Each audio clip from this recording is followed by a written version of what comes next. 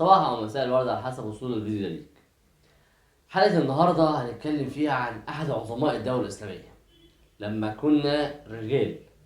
واحد من أعظم سلاطين الدولة الإسلامية والدولة العثمانية، رفع راية الدولة العثمانية في نص دول أوروبا ونص آسيا الغربية.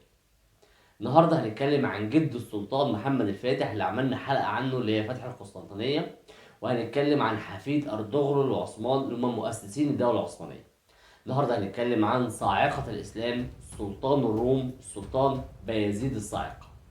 اسمه بايزيد ابن مراد ابن أورخان ابن عثمان ابن أرطغرل، مؤسسين الدولة العثمانية. كل واحد في دول كان عنده هدف واحد كده، أول ما يتولد أمير ويتربى لحد ما يبقى سلطان كان هدفه إن هو يحقق نبوءة النبي عليه الصلاة والسلام في الحديث: ستفتح القسطنطينية فخير الأمير أميرها وخير الجيش ذلك الجيش.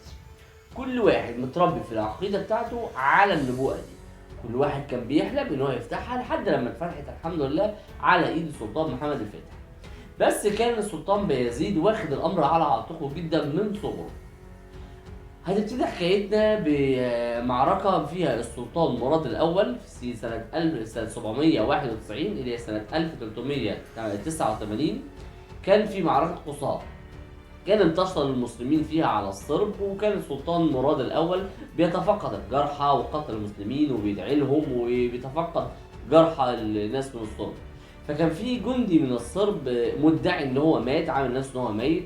اول ما قرب السلطان منه قام وجري عليه، مسكوا جند السلطان فقال لهم ان هو عايز يعلن الشهاده ويدخل الاسلام تحت ايد السلطان مراد الاول.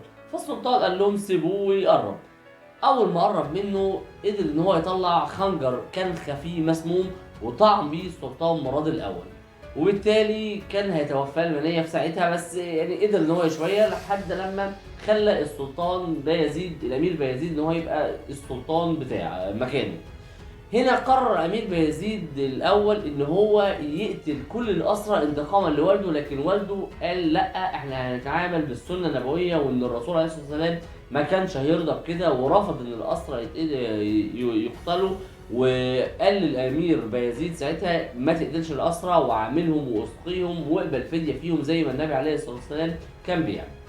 وبالفعل مات السلطان، استشهد السلطان مراد الاول ومسك مكانه بقى السلطان بايزيد ابن مراد الاول سنه 791 هجريه.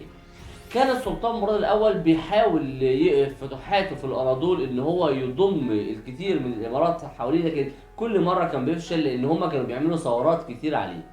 سنة 793 تولى السلطان بايزيد الصاعقة ان هو يجمع الامارات دي تحت راية الاسلام، تحت راية الدولة العثمانية، وقدر ان هو فعلا يجمع امارات منشي وايادن وصاروخان بدون اي نقطة دم واحدة، لان دي كانت رغبة السكان بتاعتهم، وعملوا ثورة على الامراء بتاعتهم وانضموا للسلطان بايزيد. وهنا هرب الامراء بتاعت الامارات دهيت لامارة اسفنيار علشان يبقى ملجأ ليهم. وكان في إمارة القرمان تحت إمارة الأمير علاء الدين اللي قدم ولاء الطاعة للسلطان بايزيد واداله نص ثروته وأقر له إن هو هيبقى حليف ليه تحت إمارته. ولكن السلطان بايزيد كان عارف إن السلطان علاء الدين دوت معروف بخيانته وثوراته كتير على والده، فاداله الأمان قوليا كده وقال له خلاص أنت تبع إمارتي. ومجرد خروج جيش السلطان بايزيد وان هو يروح ناحيه دول البلغار، انقلب عليه الامير علاء الدين ولكن بسرعه البرق، علشان كده هنا اسمه السلطان بايزيد الصاعقه. رجع له تاني بالجيش وحط عليه وخد الاماره القرمان منه. وهنا هرب الامير علاء الدين لاماره اسفنيارد مع الامراء الثانيه اللي كانت ملجأ ليهم. وهنا قرر السلطان بايزيد ان هو يروح لاماره اسفنيارد ويطلب من اميرها ان هو يسلمه الامراء المستخبين عنده، ولكن امير اسفنيارد رفض الطلب دوت وقال له لا، انا مش هسلمك اي حاجه. وبالفعل الامير السلطان بايزيد هجم على اماره اسفنيارد واستولى عليها بقتال، ولكن قدر يهرب الامير وكل الامراء اللي كانوا مستخبيين فيها بما فيهم الامير علاء الدين للسلطان تيمور لانك. وده خليكم يا جماعه فاكرين الاسم ده كويس جدا، لان هيكون ليه دور كبير جدا جدا جدا جدا في الحكايه بتاعتنا. وهنا خلص السلطان بايزيد الصاعقة من الشؤون الداخلية داخل الدولة العثمانية، وبدأ بقى يبص الطريق لأوروبا وحلمه اللي من هو صغير اللي هي القسطنطينية وفتح القسطنطينية.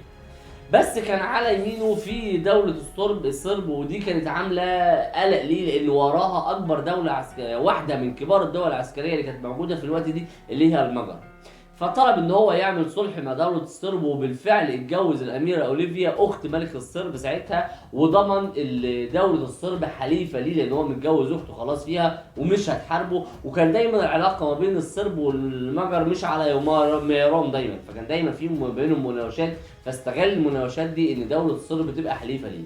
فكده قدر يأمن ظهره من الناحية دي، وقدر يحتل الإمارات بتاعته ويرستق فيها وضعه، ويبدأ بقى يتجه لدولة بلغاريا علشان سنة 797 هجرية إن هو يفتح بلغاريا ودول البلغار، وفرض على مانويل إمبراطور بيزنطة كأربع شروط علشان يسيبوا والي عليها.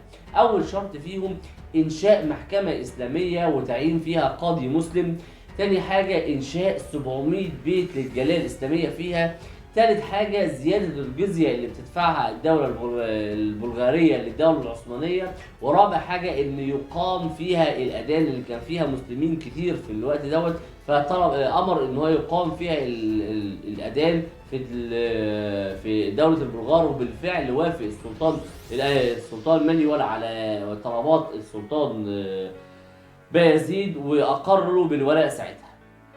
في اللقطة دي هنا عرفت أوروبا إن في خطر بيدق على الأبواب من السلطان بايزيد الصاعقة، إن الراجل ده مفيش حاجة بتقف قدامه، مفيش حاجة هتقدر توقفه عن وسط أوروبا وفتح القسطنطينية غير اتفاق ملك المجر سيجموند الأول والبابا يونيفاس التاسع، إن هم اتفقوا مع بعض علشان يطلعوا حملة صليبية من أوروبا. وبالفعل البابا يونيفاس بدأ يدعو ملوك وسفراء أوروبا إن هم يبعتوا بجيش صليبي مكون من 11 دولة، مكون من 120 ألف مقاتل. ال 11 دولة ألمانيا، اسكتلندا، فرنسا، إنجلترا، سويسرا، إيطاليا، بافاريا، النمسا، كرواتيا، بولندا. كل دول الدول اتجمعت، يعني بمعنى أصح اوروبا بعتت بفلذات اجبادها للسلطان بايزيد الصاعقه علشان يقضوا عليه وينهوا الفتح الاسلامي عن دوله اوروبا على فكره ابيه.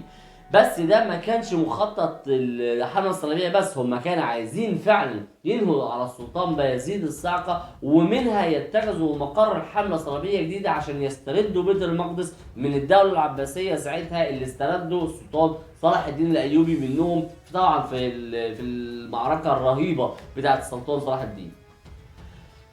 لكن بالفعل السلطان بايزيد وقف لهم بالمرصاد، وعرف ان هم مجمعين جيش اكتر من 120 الف مقاتل، فجمع جيش لمعركة من اكبر واعظم معارك الدولة العثمانية اسمها نيكو بلاس. المعركة دي كان فيها جيش المسلمين للدولة العثمانية 60 ألف مقاتل مقابل 120 ألف مقاتل من فلذات أجباد أوروبا علشان ينهوا الدولة الإسلامية خالص. وهنا الملك سيجموند الأول قال مقولة فيها: والله لو انقضت السماء عليائها لأمسكناها بحرابنا، يعني لو السماء وقعت على دماغنا احنا هنرفعها بالحراب اللي معانا وبالسيوف اللي معانا من قوة الجيش وغروره فيه على السلطان بايزيد الصاعقة.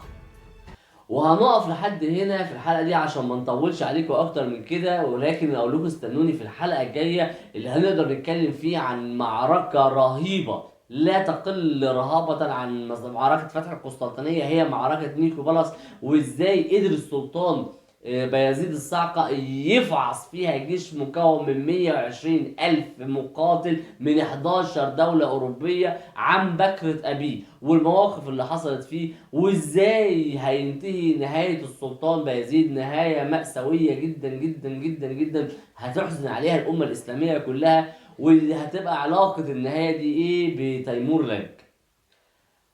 وبس كده يا سيدي، أشوفكم دايما على خير. سلام.